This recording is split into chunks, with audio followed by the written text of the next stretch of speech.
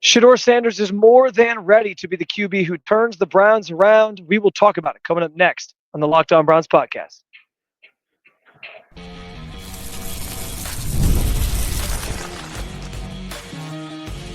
You are Locked On Browns, your daily Cleveland Browns podcast. Part of the Locked On Podcast Network, your team every day. What's up, Dog Pound? I'm Spencer Drummond, your host of the Locked On Browns podcast. I'm proudly covering your Cleveland Browns each and every single day in the land and on the road. Currently on the road in Indy with plenty more to talk about as we get the final day of the NFL Combine here, at least from my perspective of being out here in Indianapolis. And we'll start today with the fact that Shedeur Sanders does not only seem ready to turn the Browns around, but he seems like he wants to be the quarterback that turns the Browns around. Also, Cam Ward reveals his number one trait, and it may just work for Cleveland. Plus, the biggest takeaways from NFL Combine Week as a whole. We'll get to all those things coming up, but I do want to thank you for being an everydayer at the Locked On Browns podcast and for making us your first listen every single day. Remember, you can find Cleveland Browns content with Locked On Browns every day, every week, Monday through Friday, guaranteed with bonus content on some weekends, and it's totally free to you. All you have to do is hit the subscribe button wherever it is you listen to podcasts, and of course at the Locked On Browns YouTube channel, where you can also get involved in the show by sharing your thoughts via the comments section. This is your team, so be part of the conversation every single day. Today's episode is brought to you by FanDuel. Right now, new FanDuel customers can get $150 in bonus bets if your first $5 bet wins. And we start with the fact that Shedeur Sanders spoke today in Indianapolis, and he seems like he is ready to embrace a challenge that could potentially be turning around a franchise like the Browns, or turning around one of these franchises at the top of the draft that has had some bad quarterback luck and just some bad seasons, obviously, of late. I'm going to play you a couple clips here. First, Shedeur sending a message to teams that if you don't want a culture change, don't even waste your time drafting him. That's the plan. If that's not what you're trying to do, don't get me. If you ain't trying to change the franchise or the culture, don't get me. So you should know history repeats itself over and over and over, and I've done it over and over and over, so it should be no question why an NFL franchise should pick me. You heard him there say he's done it over and over and over. He's a guy that comes in, changes things, makes things better. He's that type of player, and it's hard to argue with that. He's proven he can do it at different levels. Obviously at Jackson State, obviously at Colorado. It's been an enjoyable college career for Shedeur Sanders, and he brings this confidence, rightfully so. We all expected nothing less from Shedeur Sanders, especially given who his dad was. But he comes in, and again, he looks ready to embrace this challenge. Now, he was asked specifically about the Browns and turning around the Browns, why he thinks he's the quarterback that can do it. I thought he had an interesting answer here, and I'll play you that here next. Because I've done it at 2 locations already, so it's simple. So that's why when people say I'm not, one of the top quarterbacks or the top quarterback, is what are y'all going based off of? Because I did it year after year after year, and you see the progression. So it's like, obviously, it got to be some type of external hate that you have for the family, for the last name, for anything, because I know I proved myself on the field. Shedeur has certainly proven himself on the field. He certainly feels like a guy who's ready to come in and work hard for whoever's going to draft him. And, he brings up the last name thing. It is a fair point that there have been plenty of slander thrown his way, thrown his dad's way for the way that they do things, the way that they operate. But it is undeniable that Deion has produced two of the best players, I guess both physically produced, but then also helped coach two of the best players at the top of this class. They both are in line to be the number 1 pick, potentially even the number 2 pick. And it's crazy. But what strikes me about Shedeur is he's like got this borderline confident, but not quite cockiness to him. And I think at times it can come off as cocky. But I also, again, I point you to the family. Like that's the Sanders. Like what do you expect? I would expect nothing less. And I honestly, the edge he brings is what the Browns need. Like hearing him stand there at the podium today and talk about this idea that like I'm ready for this. I've done it other places. I can do it here as well. You know what you're getting to me because you've seen me do it at other stops I've had in my career. Sure, they were college. Sure, it was Jackson State. Sure, it was just Jackson State, and sure, it was just Colorado. Not the premier, D1 programs out there in the country by any stretch. but like he was part of what helped put this Colorado team on the map. Yeah, like Dion was kind of the face of it all, but Shedeur, built this you know, he built this legacy for himself of like, look at me go from place to place, and people just accuse him of following his dad around or whatever. But it was more than that. Like he proved he could do it at different levels. People doubted he was going to be able to do it at the D1 level, and he comes out and Colorado becomes one of the best teams in the Big 12 the last couple years because of this. Like he's a phenomenal player. There is a lot to like about him. I understand some of the concerns. I understand the concerns with someone like the arm talent not necessarily being on par with somebody like Cam Ward. But one thing that is undeniable about Shedeur Sanders, and part of the reason why I think he has a chance to really be successful at the NFL level, is the fact that he comes in with just this exuberant confidence, like oozes this confidence. And you heard it in those comments there.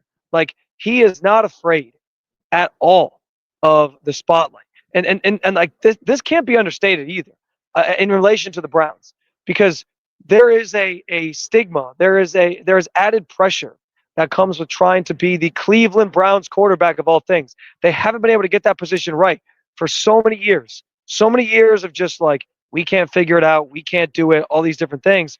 Well, this is a guy who comes in and he's not going to be too big for the moment. He's not going to be too, or the moment's not, I worded that poorly. The moment's not going to be too big for him. He was like, it's like the Bane scene where he was like, "Oh, you were born in, whatever. You were in the dark, but I was born into the dark."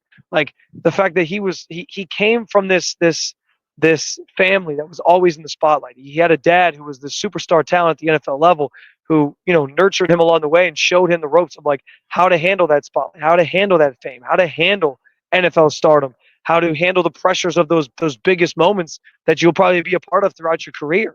And so there is something to say. There is something to be said about that, because other quarterbacks have come here and crumbled under this idea. And I'm not saying like Cleveland is New York, where it's like there's all this added pressure from the outside, but there is this, because this franchise hasn't been able to find a franchise quarterback for so long. There is a lot of added pressure put on whoever that guy's supposed to be to come in and like be great immediately, and perform at a high level and like reach this expectation that's just never been realized. And sometimes it can be too much. Sometimes it can be consuming. I can tell you right now, I am not worried about somebody like Shedeur Sanders being consumed by those things. And I thought he made some pretty good statements today on the fact that he's a culture changer. He's going to come in, he's going to give you his best. He's going to come in, he's going to change the culture. He is going to continue to be himself, and you know what you're going to get with him every single day. And that consistency is something that could be good for the Browns. Like I still maintain that I think Shedeur Sanders is the best fit in terms of right now his ability for the Cleveland Browns. He's accurate. He can play in the structure of the offense. Operates from the pocket very well. All the things that we've already sort of rattled off about his traits and skills and skill sets and all those things are true. So I still feel like if you're going back to Kevin Stefanski's offense and you're basing it off of where these guys are at right now, Shedeur's the guy. There's an element though to Cam Ward's game that I think is interesting, which we'll talk about here coming up in a second. That makes me wonder if he's the better talent in terms of like what he can become. And so maybe that's the direction that you have to go. It's that argument over like fit versus talent, and can you make the talent fit into what you want to do, or vice versa, make what you want to do fit the talent. So it's an interesting sort of dynamic between these two guys here. But I walked away listening to Shedeur Sanders today and reading through the whole transcript, because I wasn't there the entire time, and I just get this overwhelming sense of like, this guy is ready. Like he is ready to be somebody who changes the team's culture. He said that himself. Somebody who comes in and puts all the past history behind, and is just he embraces it all and embraces that moment. Like the Browns could use somebody who thrives in that sort of environment and is ready to take on that challenge that is becoming the franchise quarterback for the Cleveland Browns, a franchise that everyone considers a place for quarterbacks go to die. Shedeur thinks he can be the guy that disproves that or ends that, and I think that's awesome. Like we can sit here and break these guys down all day long. There's something else to be said for like just like somebody's like the mentals, right? Or like the way they handle that stage when they get there, and it's the heart, it's the mental side of it, it's all those things. But there's something to be said. Like there's something immeasurable about every single player here in Indianapolis for the combine. It's likely going to get drafted in April, and it's just that ability to like actually adapt to the NFL level. And if there's a player that you can guarantee is going to be ready to adapt to the NFL level, it's Shedeur Sanders. I think he still is a good option for the Browns, of course. I said that. But Cam Ward said something today that sort of made me curious about his potential fit for the Browns, specific to his top trait. We will talk about it coming up next on the Locked On Browns podcast.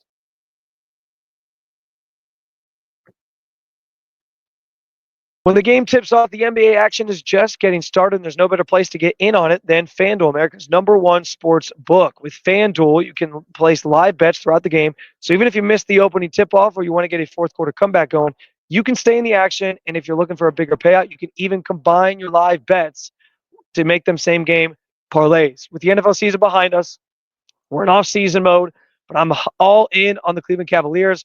I've got some money on them winning the NBA Finals. Tell me do that because there's a really good chance they do. You can bet just game to game. We got Celtics Cavs coming up here on Friday night, which is a thriller, a potential Eastern Conference Finals preview for the last time in the regular season this year. So there's a lot of good stuff. And the best part of all is that the app is super easy to use. And when you win, you get paid instantly. Right now, new FanDuel customers can get $150 in bonus bets if your first $5 bet wins. So join today at FanDuel.com. That's FanDuel.com for your shot at $150 in bonus bets if your first bet, if a $5 bet wins. Make every moment more with FanDuel, the official sports betting partner of the NBA.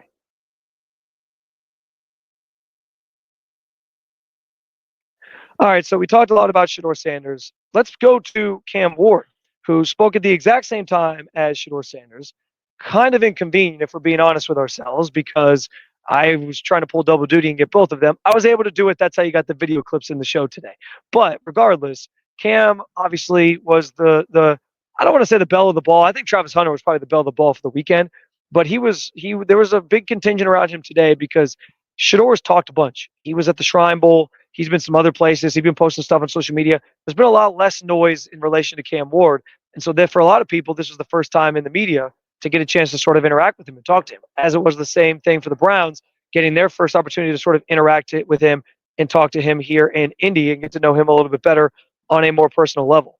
A couple things that he talked about. The Browns did come up, and he talked about potentially playing for Cleveland. I'm trying to think where I want to start with this.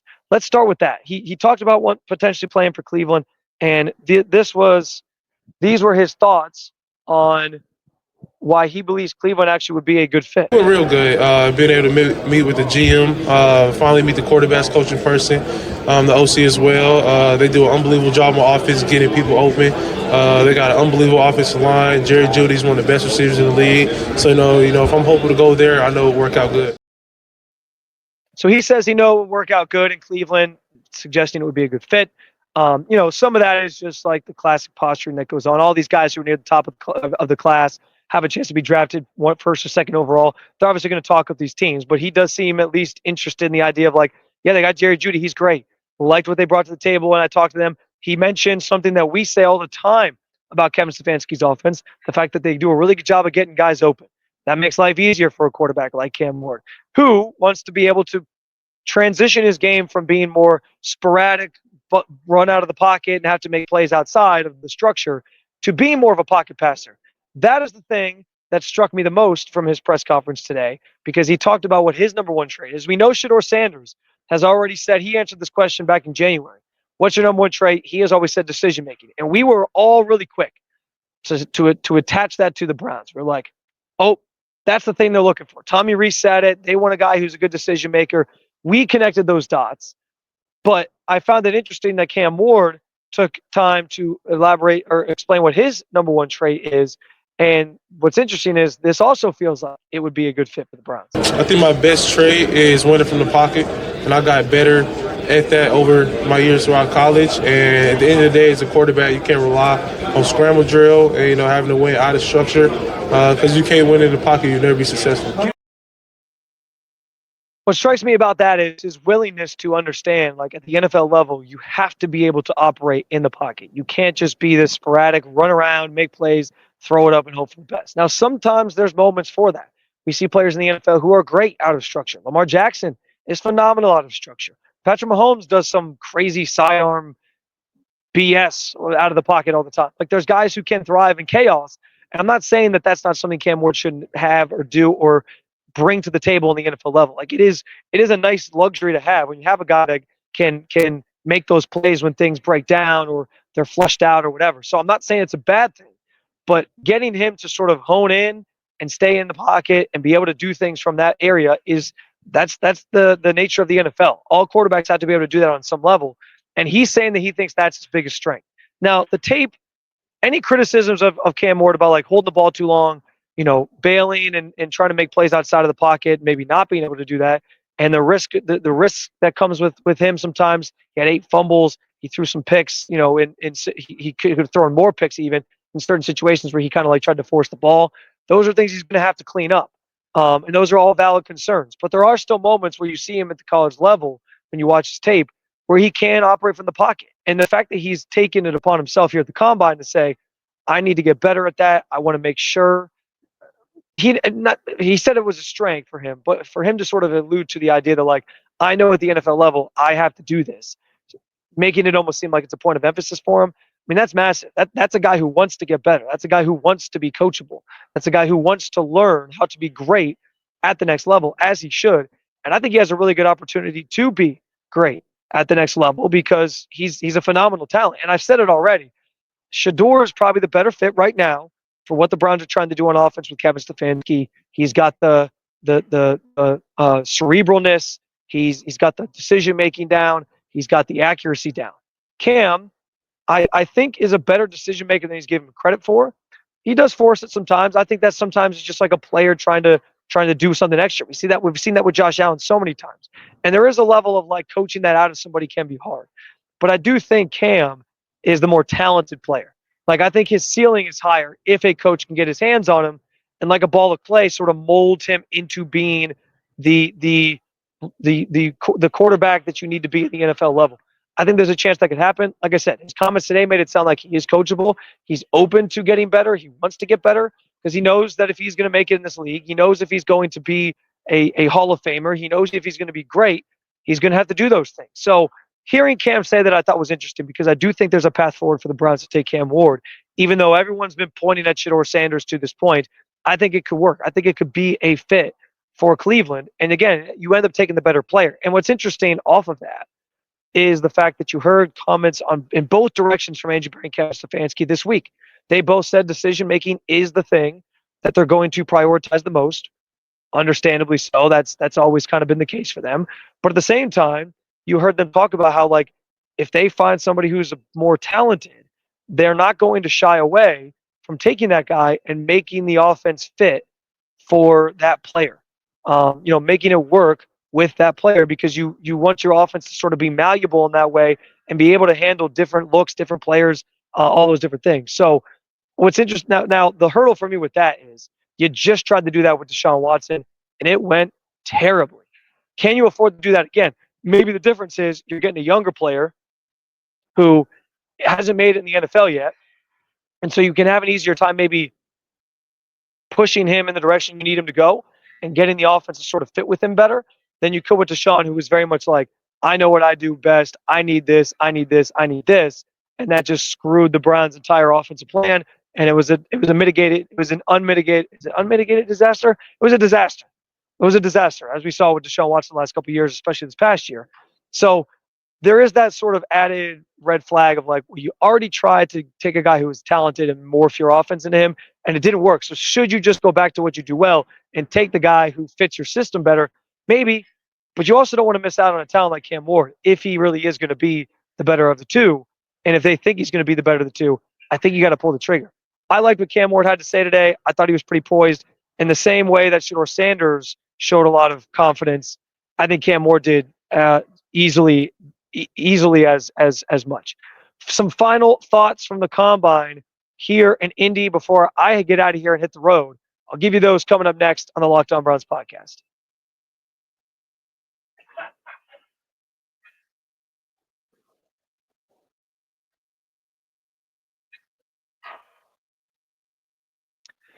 All right, so I got some final takeaways, Browns takeaways. I should add on there, so I'm not just talking about like the Giants or whatever else from the NFL Combine this week. And obviously, the first one starts with the thing we just spent the first two segments talking about: the quarterback position. The Browns, and I talked about this in an episode, I think Thursday's episode, the first episode I dropped on Thursday. They're giving nothing away when it comes to the quarterback position and how they feel about these rookies. I kind of wonder if it's just a sign that like maybe they don't feel great about either of them, but I also think it could just be they're keeping the cards close to the vest, not trying to give anything away, and that very much could be the case. Like they've had me tied like a pretzel, trying to do the mental gymnastics of like, what does this mean? What does that mean? Trying to dissect everything, and I've had to kind of take a step back. But I did think it was interesting today hearing from the quarterbacks themselves, and I do think there's a lot to like about both of them. And so now we see how free agency plays out in a couple weeks, and what that sort of means for the Browns' plans at quarterback in the draft. But they're giving nothing away. They either to what I said, they either are not saying much about either because they just think they're fine and they're going to go in a different direction, or they're not saying much about either of them because they aren't trying to give anything away and they seem open to both. Like they might actually still be considering that they like both these guys and deciding which one they maybe like more than the other. And if they want to spend time sort of molding the offense around Ward, or they want to bank on obviously Shedeur Sanders being the guy who maybe fits in better right now at this very moment. So that's my first thing. Second thing, it feels like there's only one path to Myles Garrett getting back on the same page with the franchise. And even that feels like a long shot. That one path would be getting a quarterback that is going to convince him you're still being competitive and there's still a reason to stick around with the Browns to try to go chase the Super Bowl. One of those options got taken off the board today in the form of Matthew Stafford, who re-upped with the Rams. He's staying in LA. It sounded like the Browns weren't really even in on him to begin with because it was the Giants and Raiders most notably linked to him. And that's interesting because both of those teams, the Giants and the Raiders, are teams that could be in line to trade with the Browns out of the number 2 pick. But that's a conversation for another time. In relation to Myles, though, the news from this week about how the Browns were ready to offer him an extension, upwards of $40 million, make him the highest paid defensive player in the game, and he doesn't want an extension. He's, slamming the door on that, doesn't want to have any contract conversations. That's pretty telling. I don't know how you resolve this issue unless the Browns like really knock the quarterback position out of the park. Maybe they draft a Cam Ward or a Shedeur Sanders and convince him like, look, this is our Jaden Daniels. Come play, come back. It's okay. We'll figure this thing out. But other than that, I don't know if there's a way to get Myles Garrett to show up at all for a long, long period of time, if ever. So we'll see how long this thing gets drawn out. For now, I think everyone's just kind of digging in and being patient with it because it's March, or going to be March. But at some point, someone's going to have to give, you would think, right? So that's number 2. Number 3, Cleveland can't take Abdul Carter at number 2. I talked about this on Thursday's second episode as well. But man, like this foot injury, I understand there's examples of guys who I used the Julio example yesterday. He had the surgery. Obviously, Abdul Carter is not having the surgery, and he ended up having to have the surgery again later, and ends up having a Hall of Fame career. So yeah, it can work out. But you also have examples like Sammy Watkins, another wide receiver, who just have the surgery over and over and over and over again, and their career never really pans out the way that it should for being a top 5 pick. So it's kind of a, how much risk are you willing to take? And if I'm the Browns sitting here right now in 2025, knowing what's at stake, knowing you've disgruntled Myles Garrett, knowing everything that's kind of going on behind the scenes, this organization just can't afford to take a player that comes with that much risk, in my opinion. Like I understand he's not having the surgery, he doesn't have any pain, but what if this injury stays and sticks around and it pops up later?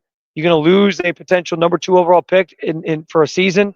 You're going to lose him at a key point in his career because this injury has to be taken care of at some point. I just don't like it. It doesn't sit well with me. It doesn't feel good for me. And I don't know that he should be in consideration anymore as I leave the NFL Combine for the Browns. Number 4 on the list, let's go to the other guy that could be in consideration at number 2, or even just at the top of the board in general for the Titans, Travis Hunter. A lot of buzz about Travis Hunter. Seems like there's my read on it kind of is that the Titans have maybe given people indications that they might not even take a quarterback and they might go with Travis Hunter.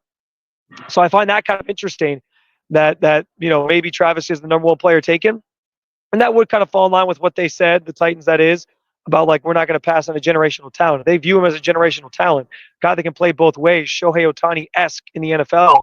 I mean, why not take your chances on it? And everyone consensusly believes he's going to be really, really good at the next level. And I tend to agree with that. So yeah, it's the Travis Hunter conversation's a fun one.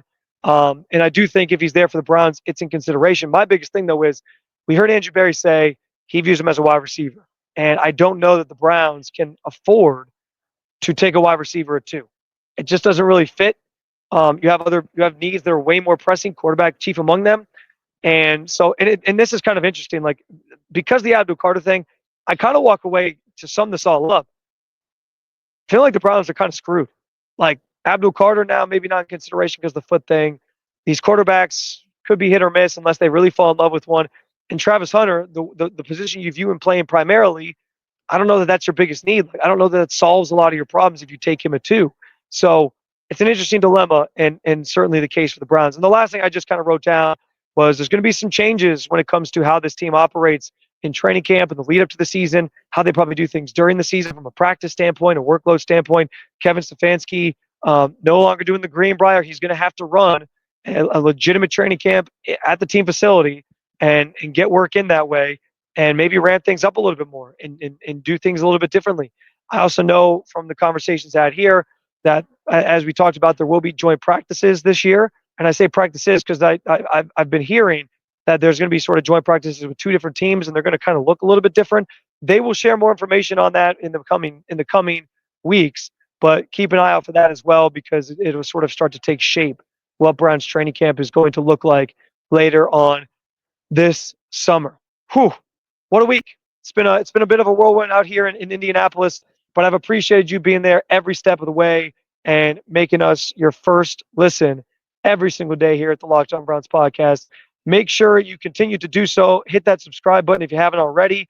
Make sure Locked On Browns is, again, your first listen every single day.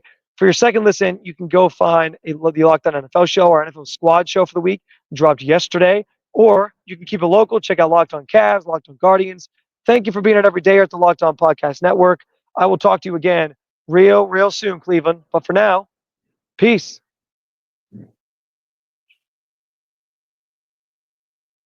Try it again. For now, peace.